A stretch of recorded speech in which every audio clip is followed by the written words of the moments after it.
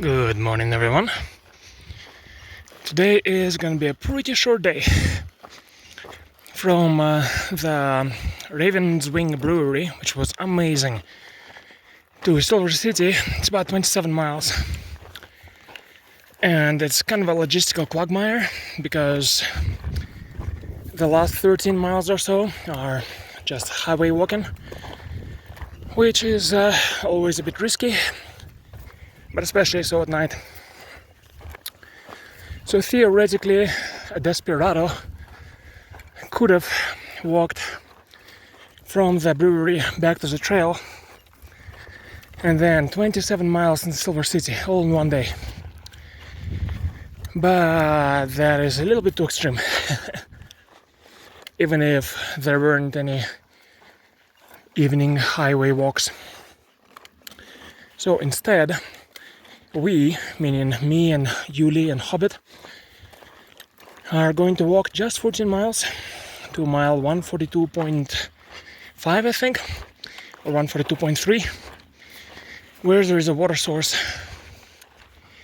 From there, it's 2 miles down to the highway, but there's private land. So we're just going to set up camp nearby. And then tomorrow morning, just start walking. And highway. And cover the 13 or so miles into the town. Huzzah! But today is a slow, relaxed day. And it is roughly 9 a.m. We decided to sleep in. But yeah, should be a nice and easy walk. The biome change after mile 100 has been remarkable. I already showed you guys all the trees, occasional pine trees, some leafy ones, but you can still get some cacti. And this is what a blooming cactus looks like.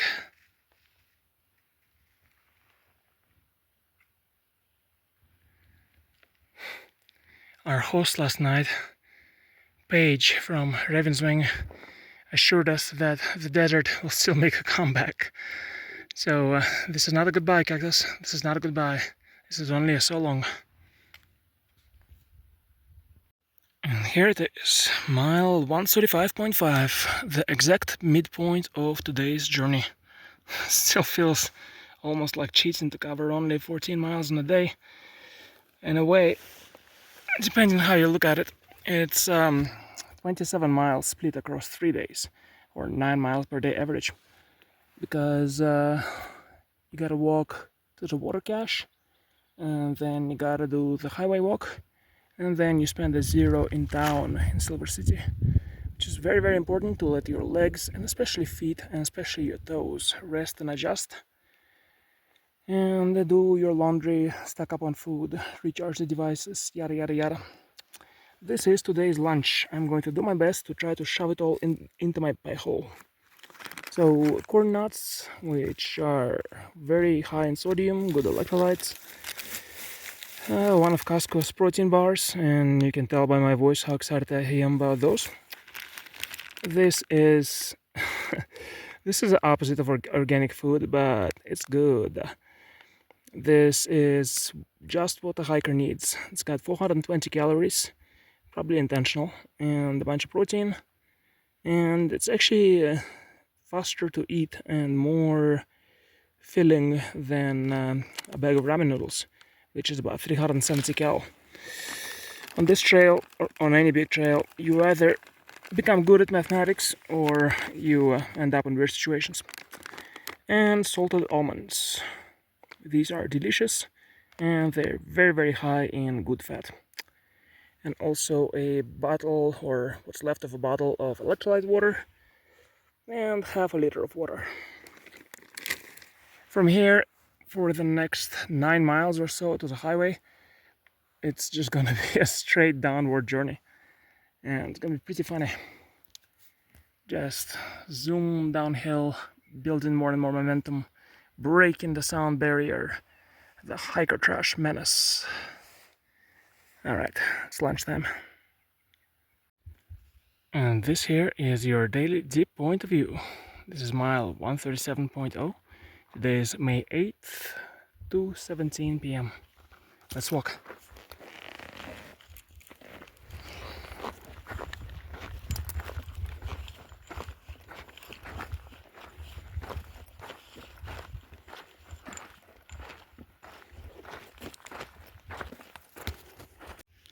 This is pretty funny. This is a folk rock art in lieu of official markers. It's a bit of a tricky section here at mile 139.0. And yeah, here, Wayward Wanderer. Little arrow made out of 12 stones and little cairn. The arrow is pretty unambiguous. Hiker, help hiker. This looks a little bit like an alien planet. Mile 139.4, and this is a Goat Canyon road, and all of a sudden just a bunch of rocks covered in green lichen, I guess. I don't think it's moss. They're everywhere. You could hypothetically shoot a very, very, very low budget sci-fi episode here, just like they did on a old original Star Trek series. Looks cool. And just a couple of tenths of a mile later, this actually feels like the desert again. There's some trees, shrubbery, and sand. Lots and lots of sand. I'm trying to enjoy it while I can, because in just a fraction of a mile, according to the map, this is going to merge with yet another dirt road, which will make for relatively easy hiking, but not a ton of variety, you know? Walking through the sand, it's well, not efficient, it's not fast, but it's fun. It's like you're a kid again, watching cartoons, wondering what it would be like to actually walk in the desert or get stuck in the whatchamacallit, quicksand. This is beautiful. Very, very different from back home in Quebec City.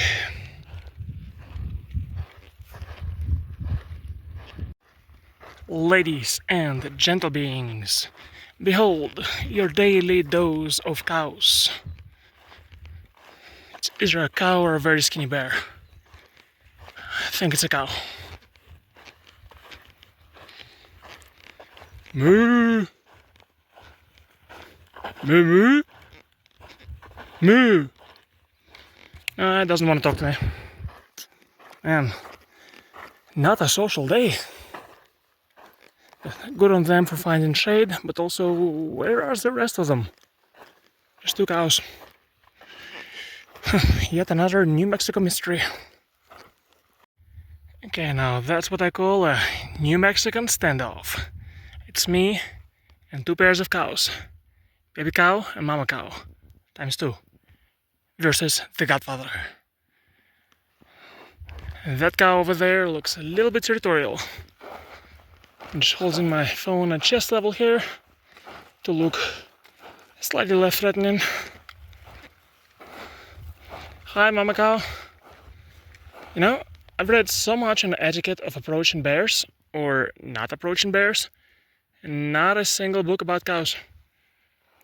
Like, do I walk by? Do I bluff charge them? So I'm just gonna walk around, just in case, through this here shrubbery. You win, cow. You're a superior being. It's giving him the stink eye. Oh, cool. More cows. I heard about hikers who had their path blocked by bears on the PCT. But you heard it here, folks. On the CDT, watch out for the unidentified bovine objects, or UBO. Folks, what we have here is some bona fide trail magic, courtesy of kind strangers of New Mexico. There was a comment on Far Out from yesterday that said there were 24 cans of soda. It sounded too good to be true. But maybe. Let's see what's up. Also, incidentally, this is me having hiked 14.7 miles today. Woo!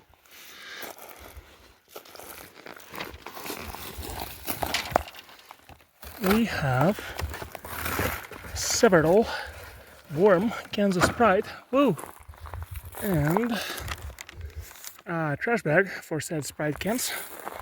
And an empty gallon of water. But come on, that would have been too good to be true, right?